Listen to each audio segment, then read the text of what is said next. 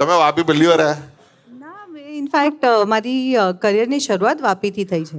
હે હા, મેં ફિલ્મ કરી હતી જે ઓટીટી પર છે, જે વિપુલ રાવલે લખી છે, વાપીના છે અને ડિરેક્ટ બી એમણે કરી હતી. જે વિપુલ રાવલે રુસ્તમ લખી છે, ઇકબાલ લખી છે, મિશન રાનીગંજ, આ તસ્કરી, એ બધી ફિલ્મો તસ્કરી લખી એમને છે. લખ્યું છે? હા, હા, જોરદાર. વાહ.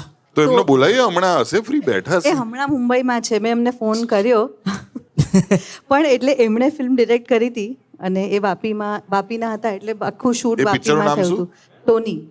ટોની. એ જબરું એક નામ વાળા પિક્ચર બહુ લખે છે ટોની મારા બુટલેગરનું નામ હતું. ભાઈ.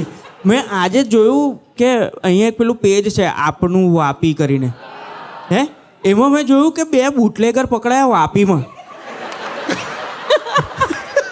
મેં કીધું, આ કઈ જાતનો ધંધો છે?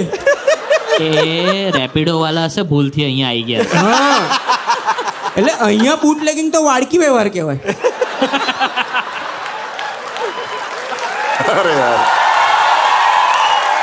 ભાઈ, ક્યાં વાત હે. અમરીશથી શાહરૂખ બન્યો ખરો.